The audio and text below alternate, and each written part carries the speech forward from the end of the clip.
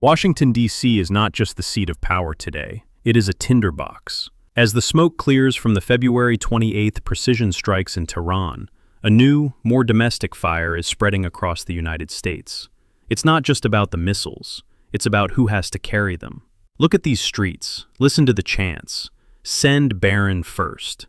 It's a slogan that has paralyzed the political machine and turned a geopolitical conflict into a deeply personal war for every American family. The images are viral. They are on every TikTok feed and every X trend. Protesters outside the White House gates are no longer just holding "no war" signs. They are holding portraits of the president's youngest son, Barron Trump. The message is hauntingly simple. If the conflict in Iran is worth the life of a Midwestern farmer's son, then it must be worth the life of the son from Mar-a-Lago. For the first time in decades, the American public is not debating the why of the war, but the who. The Draft Barron movement, which started as a cynical hashtag, has morphed into a registered political phenomenon. Website traffic for draftbarrontrump.com has outpaced official government portals in the last 48 hours. But behind the viral memes and the shouting, there is a stinging pain. Since the escalation against Iranian leadership, the Pentagon has moved 35,000 troops into the red zone. These are sons, daughters, fathers, and mothers. And as the president calls for national unity and ultimate sacrifice, the working class is asking a question that the elite have avoided since Vietnam. Does the burden of freedom only fall on those without a famous last name? Legal experts are now scrambling to answer a question that was unthinkable a week ago. Is there a loophole in the Selective Service system that keeps the children of the commander-in-chief away from the front lines? Or is the public's demand about to force a historic precedent? Wait, there is a detail in the 1971 Military Selective Service Act that almost no one is talking about. A clause that could either protect the elite or become the very thing that traps them. We will dive into that hidden trigger in just a moment. If you believe the burden of war should be shared equally by all, hit the subscribe button right now. We are monitoring this situation minute by minute as it develops. What you are seeing isn't just a protest, it's a crisis of conscience. When the drums of war beat, they usually beat for the poor. But in 2026, the digital age has ensured that no one, not even the president's family, is invisible to the eyes of the taxpayer. How do you feel about the Send Barron First movement? Is it a fair demand or a step too far in political warfare? Drop your thoughts in the comments below. We are reading every single one of them. The chanting in the streets is only the surface. Beneath the Draft Barron slogans lies a deeper, darker question that has haunted America since the rice paddies of Vietnam. In a country built on the ideal of equality, why does the burden of the front line always seem to skip the zip codes of the ultra-rich? As Barron Trump celebrates his quiet life, 30,000 American soldiers are currently staring at the Iranian horizon, waiting for a command that could be their last. To understand why the Draft Barron movement is exploding, you have to understand the Selective Service system. On paper, it's a lottery, a fair, unbiased roll of the dice. But history tells a different story. During the Vietnam War, the fortunate sons found ways out. Medical deferments for bone spurs, elite National Guard placements, or sudden transfers to overseas universities. Fast forward to 2026. The digital age has stripped away the veil of privacy. Every time a drone strike hits Tehran, a teenager in Ohio looks at Barron Trump's Instagram and asks, why not him? This isn't just about one young man. It's about the soul of the American military. The Pentagon is facing its worst recruiting crisis in 50 years. Why? Because the sacrifice gap has become a canyon. But here is where it gets complicated. Legal scholars are pointing to a forgotten amendment in the 1971 Selective Service Act. It was designed to prevent political targeting of a president's family. Some call it a safeguard. The protesters calling for Barron's enlistment call it a get-out-of-war-free card. If the law protects the son of the man who signs the declaration of war, can the war itself ever be considered just? The White House remains silent, but the silence is only fueling the fire.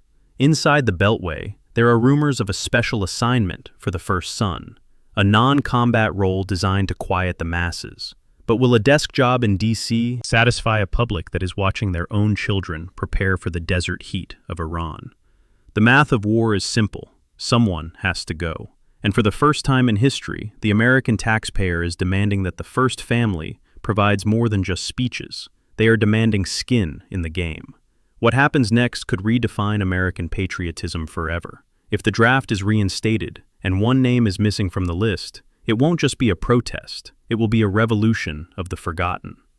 If you think the draft should apply to everyone equally, regardless of their last name, hit that like button to spread this message, and tell us in the comments, is it fair to target a president's child for political reasons? Or is this the only way to ensure our leaders think twice before starting a war? While the streets of Washington, D.C. burn with the Draft Barron slogans, 3,000 miles away, the supreme leader in Tehran is watching. This isn't just a domestic protest anymore, it's a strategic signal. When an empire's own citizens demand the president's son be sent to the front lines, it signals a fracture in national will. And in the world of high-stakes geopolitics, a fractured will is an invitation for escalation. The Iranian Revolutionary Guard knows that America's greatest weakness isn't its carrier groups or its stealth bombers. It's forever war fatigue. By 2026, the threshold for American sacrifice has hit zero. The Draft Barron movement is the ultimate symptom of a superpower that has lost faith in its missions abroad. If Washington pushes forward with a full-scale ground invasion of Iran, they won't just be fighting the Hezbollah or the IRGC, they will be fighting a civil uprising at home. Intelligence reports suggest that America's adversaries, Russia and China, are already amplifying the Send Barron First hashtag through bot networks to deepen the divide.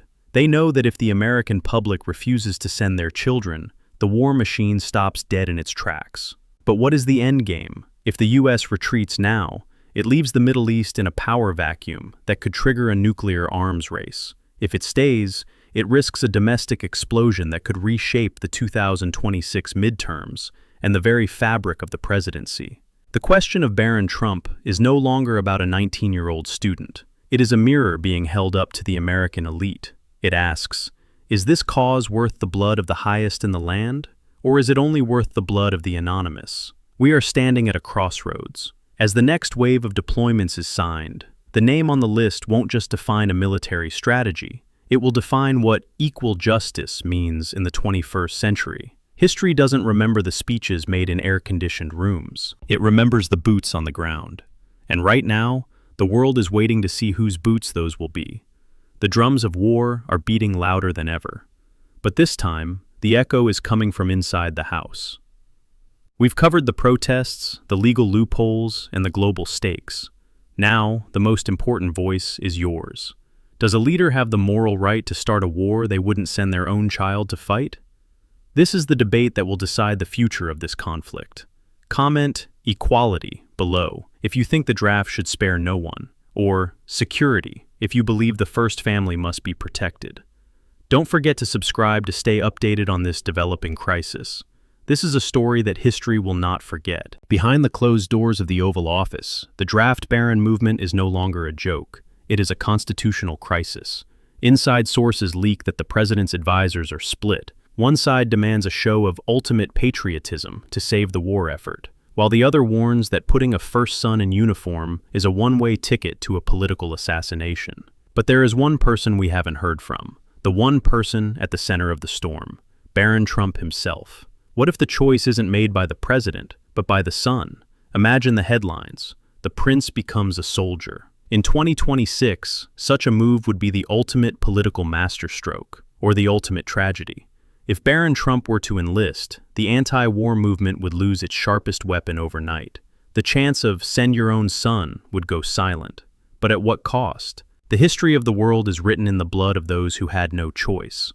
But when those with a choice step into the line of fire, empires change. We saw it with the sons of Teddy Roosevelt. We saw it with the British royals in Afghanistan. But the United States of 2026 is a different beast. It is a nation hyper-polarized, where even a gesture of sacrifice is viewed through the lens of a PR stunt. If the White House uses Barron as a symbol to sell a war with Iran, they risk turning him into a martyr for a cause half the country doesn't believe in. On the other hand, if they keep him hidden in the gilded halls of Mar-a-Lago while the draft picks up steam, they confirm every suspicion of the working-class rebellion. This is the checkmate of modern leadership. As the Iranian missiles remain fueled and American troop carriers wait on the tarmac, the clock is ticking, not just for a military strike, but for the soul of the presidency. The decision made in the next 72 hours will determine if America remains a republic of equals or a dynasty of the protected. The war with Iran might be fought in the deserts of the Middle East, but the victory or defeat of the American spirit is happening right now, in the hearts of parents watching the news. Whether Barron Trump wears the uniform or stays in the shadows, the draft Barron movement has already achieved its goal. It has forced us to look into the mirror and ask, who are we really fighting for? The ending, lingering thought. War has a way of finding everyone, eventually. No wall is high enough, and no name is powerful enough to hide from the consequences of a world on fire. We have reached the end of this deep dive. If this series has changed the way you look at the news, please share it with one person who needs to hear this perspective. The truth only survives when we talk about it. Hit the bell icon so you don't miss our next investigative report on the Iranian front. This is the front line of information. Imagine a room in the National Archives. Inside, a glass drum slowly rotates, filled with thousands of digital capsules. Each one contains a date of birth. One of those dates belongs to a young man in a silk suit in Florida. Another belongs to a mechanic's son in Ohio. In 2026, for the first time in history, the entire world is watching to see if that drum is truly blind, or if it has eyes for power. This isn't just about a draft, it's about the death of an American myth. We have spent decades believing that in America, your last name doesn't define your destiny. But the draft Barron movement has exposed a raw nerve, the belief that the elite view war as a game of chess, while the rest view it as a game of survival. If the conflict with Iran continues to escalate, the math becomes inescapable. The Pentagon's reports are clear. Voluntary enlistment cannot sustain a two-front war. The draft is no longer a what if. It is a mathematical certainty. And when that lottery begins, the integrity of the United States government will be measured by one thing only: the presence or absence of the sons of the powerful. Critics say it's unfair to target Barron Trump.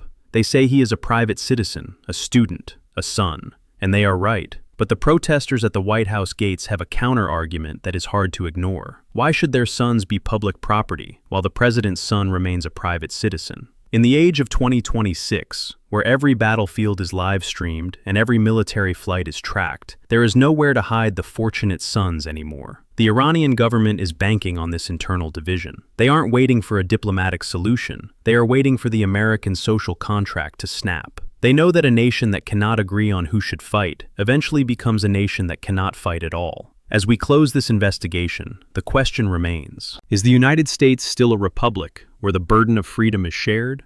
Or have we become a collection of separate classes, where one orders the strikes and the other catches the shrapnel? History is a cold judge. It doesn't care about poll numbers or viral hashtags. It only remembers who stood where when the fire started. Whether it's a foxhole in Iran or a palace in Mar-a-Lago, the shadow of this war reaches everyone. This concludes our 5-part special report on the U.S.-Iran conflict and the draft Barron crisis. If you have watched every part, you are now part of the 1% who truly understands the stakes of this moment. Thank you for your time, your engagement, and your courage to look at the truth. For the final time on this topic, who stays and who goes? The answer will define our century. Goodbye, and stay vigilant.